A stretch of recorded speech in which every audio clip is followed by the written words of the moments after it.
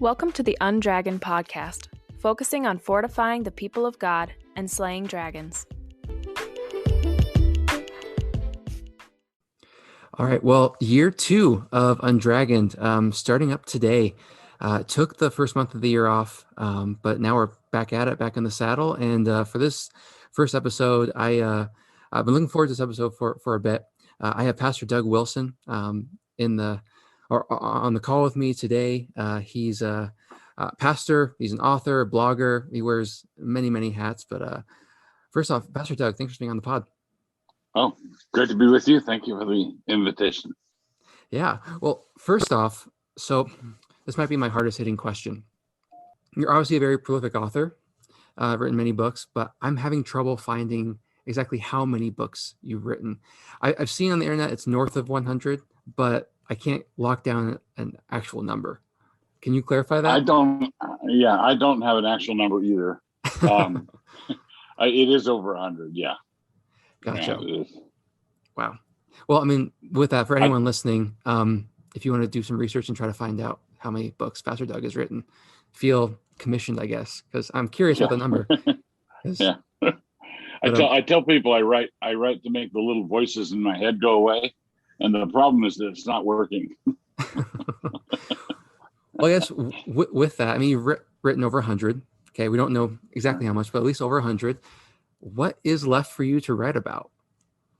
Well, I've started to do more fiction, and when you're writing theological worldview stuff, you're going to bump into limits to what you can know about or what there is to write about.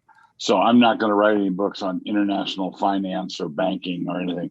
I don't know. I know hardly anything about that. But in the world of fiction, you can tell stories indefinitely. That's true.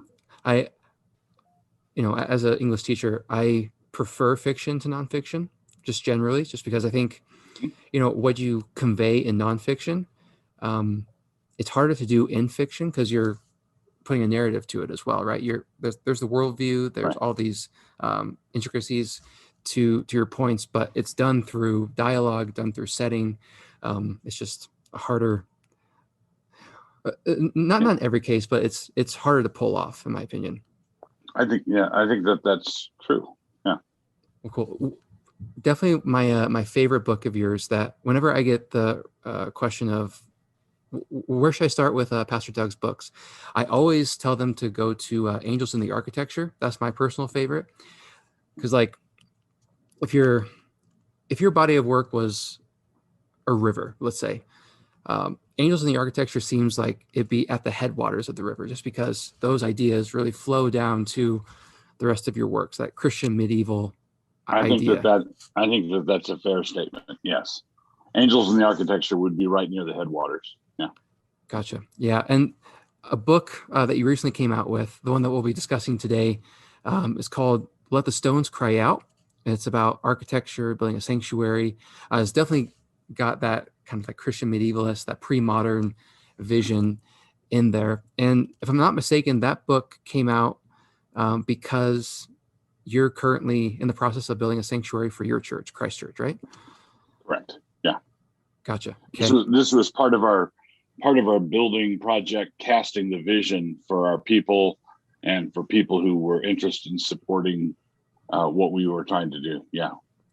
Gotcha. Yeah. And it's different read than most of Pastor Doug's books, because it's kind of like a coffee table book. It seems like has images, has the blueprints for your location with the schooling and all of that.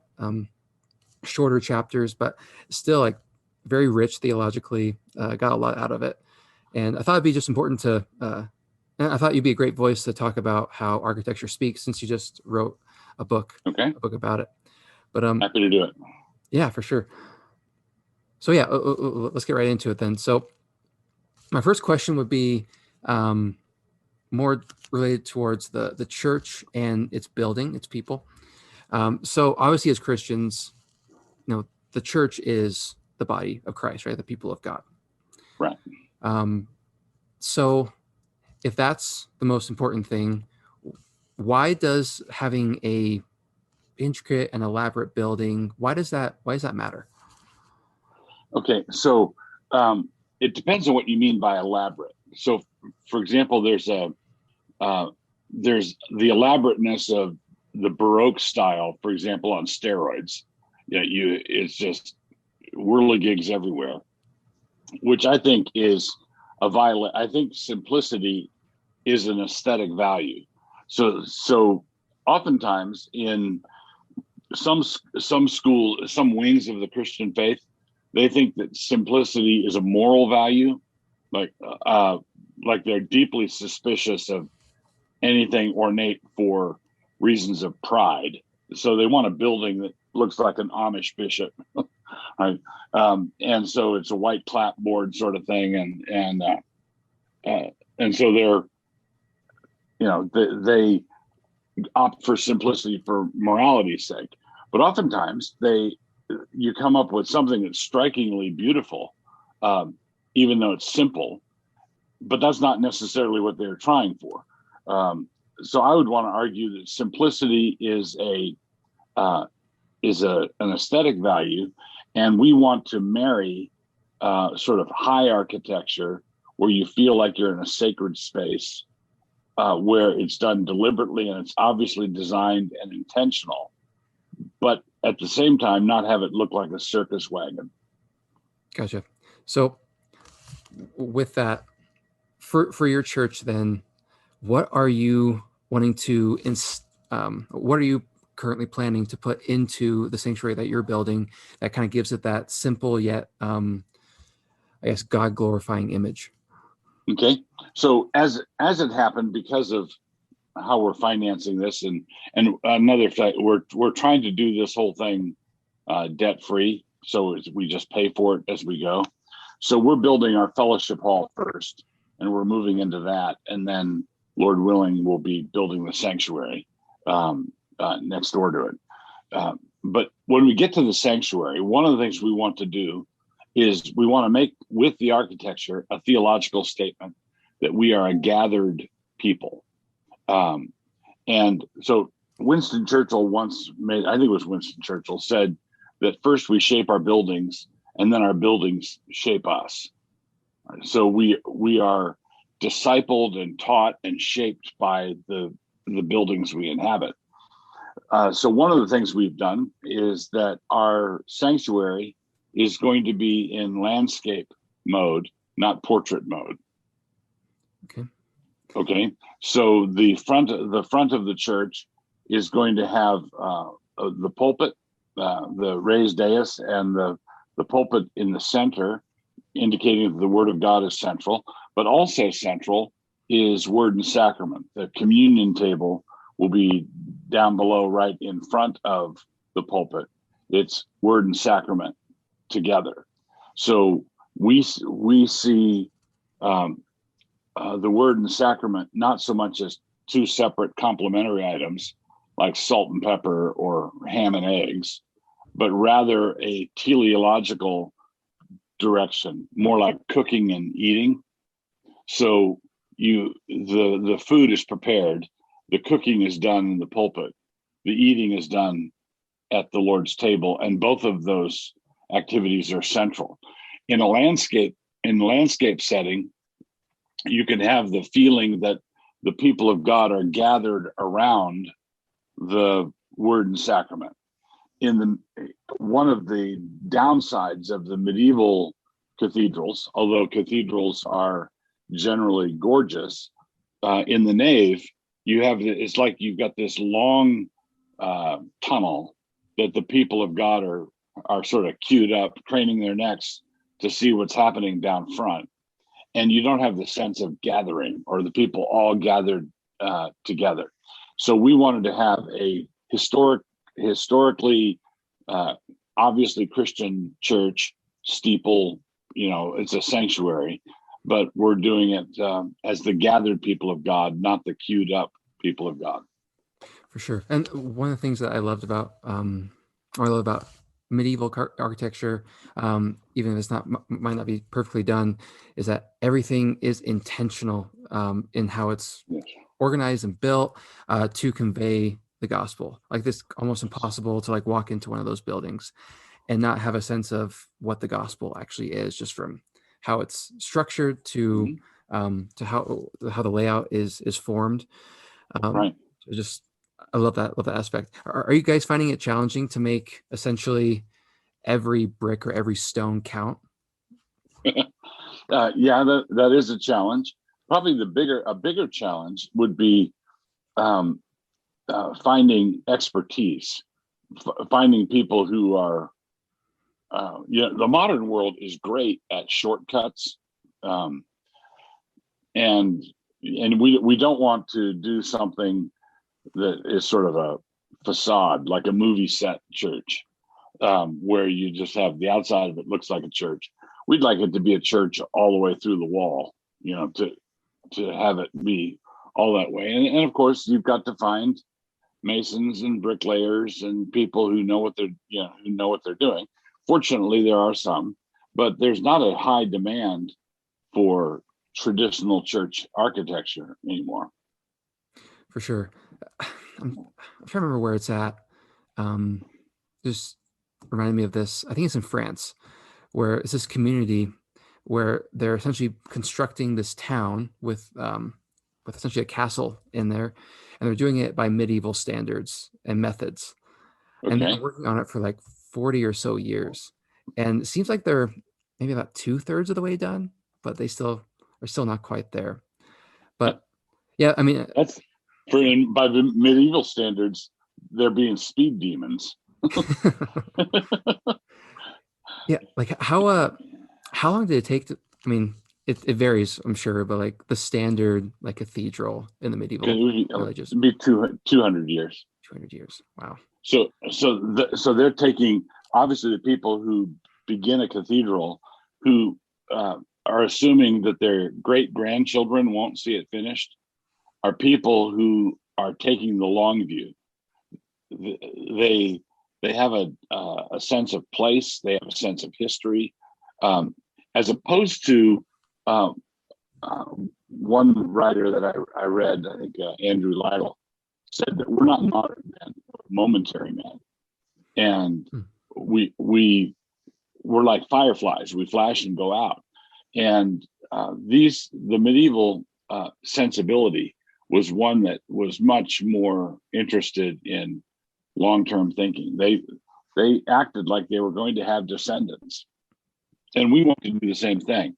I'd like to build a church that my great grandchildren actually worship in, not the kind of church that they could worship in if they were still Christians, but they're not.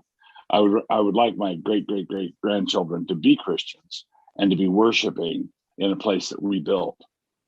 Yeah, I think about a lot of those medieval cathedrals; they're still standing, right? Even and then like the warehouses that some churches have met in for years, like they're breaking down and don't have much longer to live. And I think there's something to building a temple or building a sanctuary that will last generationally. That has kind of an eschatological significance, right? Right. I think that's Right.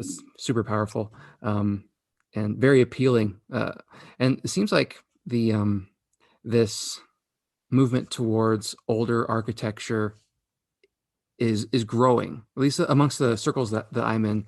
That desire for older, stronger and longer lasting buildings seems like that's coming up again. Yeah.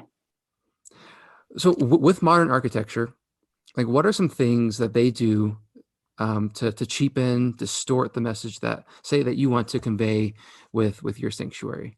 Like Okay, so let's say here's one thing: flat roofs. Okay, when you look at a traditional Christian church, or probably the epitome of this would be Gothic, but I think all traditional church architecture does this. When you walk through the front door, actually when you're approaching it, you have the sense of being lifted up, carried up. And you walk through the front doors, you feel lifted up out of yourself. It's sort of like an architectural refutation of atheism. It's like there is a transcendent reality that we didn't capture in this box, but we testify to it by this box. All right, so we have this structure that sings praise to God, the transcendent God. So you walk into these cathedrals, and the vault above you just carries you up and testifies. And hence the name of my book, Let the Stones Cry Out. There is a way of testifying with brick and mortar, and the people who built the flat roofs of the modernist school of architecture. I'm thinking, E. Michael Jones wrote a book called Living Machines. They thought of the buildings that we build as machines for living in, as opposed to statements or testimonies. Now, obviously, there has to be a functional aspect to it as well, but they wanted a flat roof. Well, a flat roof, first, is hard to keep the rain and snow out because it accumulates and leaks. There's a functionality issue there. But they had the flat roof as a testimony against their belief in transcendence. Like, we're in this box and that's all there is. Interesting. I was recently listening to C.R. Wiley's podcast, and they were talking about this topic, sacred architecture. And one of the points that Chris brought up that was really insightful is that modern architecture, particularly churches, are very much built primarily for consumers first. So like the coffee shop that's called Hebrews adjacent to the sanctuary, that's an example. The comfier chairs, it's like catering. It's very you-centric, man-centric, instead of, as you mentioned, like when you walk into a cathedral and it's high ceilings, right? You look up and it's just you kind of get that sense of, I guess, insignificance, but not in like a disheartening way. But kind of it's very encouraging. There's a God and I can worship him. But let me give you another example out of residential architecture, but it's the same principle as when you build a church that looks like the mall. You're saying that your God is like Mammon. Your God is like the God of money, and we're going to cater to the consumer. So, for example, there's a great book on architecture called The Old Way of Seeing, and he describes the older schools of architecture when it came to residences. And I'll give you a very simple illustration. It used to be that when you built a wooden fence around your backyard, you put the structural elements of the fence on the inside of the fence facing you, and the ornamental side was outside. All right, so you had the framework that you'd nail things to on the inside, and you'd nail the pickets or screw the pickets on the outside. And what that was a testimony to love thy neighbor. Right? I'm going to do the part that looks good, and I'm going to give that to my neighbor. And the part that doesn't look so beautiful, I'm going to have facing us. Okay. Well, over the last generation, there's been a reversal of that, and it really looks cockeyed to me. You drive around neighborhoods and you see the fences where the beautiful side of the fence is facing the yard inside, where the family is having the barbecue, and then the structural uglier side is facing out, as much as to tell the neighbor, screw you. Right. And another example would be in The Old Way of Seeing. When you look at an old house from the curb, there's symmetry and structure. The windows on the first floor fit with the windows on the second floor according to the golden ratio. And it's designed to bless the guy walking by the front of your house. And now you look at a house, a modern house, and just look at the placement of the windows. It's just all cattywampus, every which way. But it's not that it's random, because I have no doubt that the placement of the windows makes perfect sense from inside the house. But what it is architectural egotism or architectural narcissism. What matters is us here inside, and we don't care about the outside world. Well, in traditional church architecture, it's the same. It was the same way. You have a testimony made to the whole community. You'd build a church spire that was for the town. You'd have church bells that were for the town. It was outside, facing out. And now you've got this flat roofed thing that looks like the mall, and you walk in. Some churches, they change the oil in your car while you worship, or you've got this pragmatic can-do approach to everything, and you get theater seats, and everything is flattering you instead of honoring God. Yeah, I mean, in that sense, then, talking about kind of the physical appearance or the exterior look of a building, in that sense, our architecture can be evangelistic, right? Mm-hmm. Yeah. Yeah. And yeah. Didn't now if you there's a danger everywhere in the old way of seeing, in the old way of doing this, it was possible to have the nice side facing your neighbor because you were showing off, right? You can always get sinful motives mixed in, but I think it's far healthier to be loving your neighbor, serving your neighbor, than helping yourself. Yeah, and I'm sure there were cases of this, but I'm just not familiar. Like the older churches constructed, and how elaborate and ornate they were. Were the churches that really fell into the other end of the spectrum, instead of just like cheapening it, but then on the other end idolizing the sanctuary? Yeah, and that happened. You see that happening in the Bible. In Jeremiah 7, do not say the temple of the Lord, the temple of the Lord, the temple of the Lord. God does not dwell in houses made with human hands. Even the best that we've ever done cannot contain God. And so there was temple-olatry in the New Testament. God judged it fiercely. So yeah, that's very, very true. And that's one of the things that we want to make sure that we're guarding against. We don't want to fall into idolatry of any created thing. Gotcha. Yeah, that's good. I was also another thing when you were talking about this modern architecture, I was just kind of reminded of something that Peter Leithart said. I was reading one of his books recently. He was talking about how, trees on their own, they glorify God just by existing, but they're fulfilled, that's the word he used, when they're used properly to, say, make an instrument or something of that nature. Mm-hmm. Just kind of speaking to, I think that's especially true, like when you're building a house to the Lord.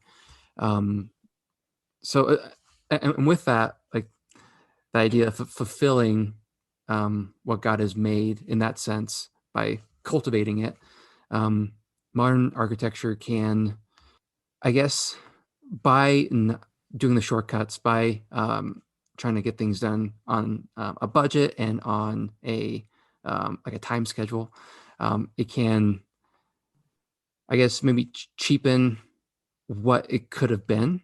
I mean, I don't know, that might sound obvious, but to your point about making or trying to build a house that really stands out, a sanctuary that really stands out, that it's not like the theaters and the warehouses of the world. I think we're doing a disservice when we're trying to hastily build something. Right. So, in order to do something worthwhile, there has to be sacrifice. You can't just say, if putting something glorious together were easy, more people would do it, right? It'd be far more commonplace. And something really valuable I learned from our architect. It's a good metric for this, and it doesn't make the decision for you, but it tells you what decision you're making. So if you put up a triangle like this, three corner triangle, you have the square footage you're going to have, you have the quality of materials that you're going to have, and you have the amount of money you're going to spend. Those are the three corners of a triangle. All right. So square footage, quality of materials, and how much money. And he said, pick two. All right. If you pick two of those, then that will determine the third one. Okay. So if you pick the quality of materials and how many square feet, then you can go get an estimate, and that's how much it's going to cost you. You know, it'll be 150 a square foot or 200 a square foot. The gold doorknobs drove it up. If you pick, we've got $5 million to spend. We want so many square feet. That's going to dictate the quality of materials. Right now, one of the things that we should want to do is the quality of materials and quality of design is that's what your descendants and people in future generations are going to be looking at.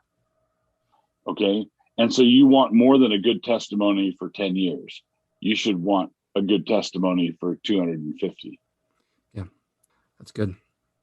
Well, final question for you then, Pastor Doug. So for churches, so actually just a little bit of context before, like we're a church that we meet in essentially a warehouse type area, and we have the desire to build something that stands out from all the buildings of the world.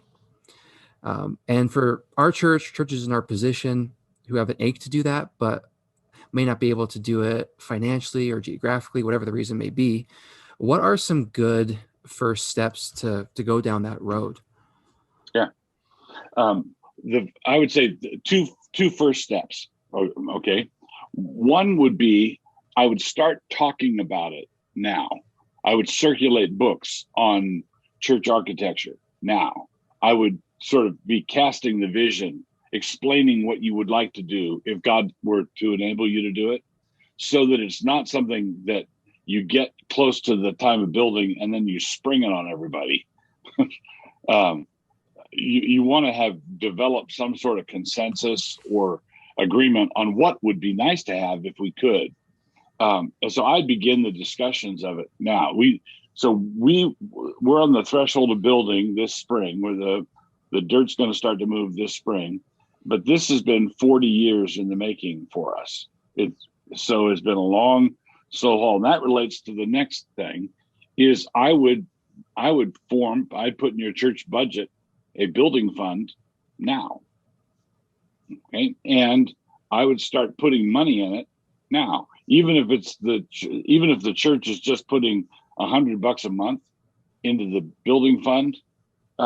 Big redwoods grow from small seedlings. So what you want to do is take the step of faith, start talking about it, and do something about it, and ask God to multiply. And so what we've done over the years, we're within shouting distance of being able to do this debt free, or at least the first stage of it debt free. And that was because we started saving 20 plus years ago. That's good. Yeah. That's was there a second point that you mentioned? Nope. No. The two were talk about it, read about it, circulate books. And the second point was start a line item, building fund, and start putting money into it. Gotcha.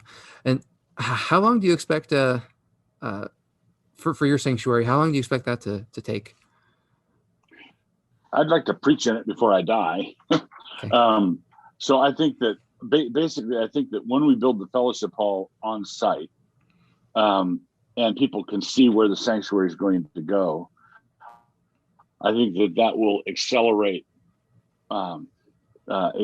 giving and motivation, and et cetera. I would hope that we would be in the sanctuary within 5 years. Gotcha. Okay.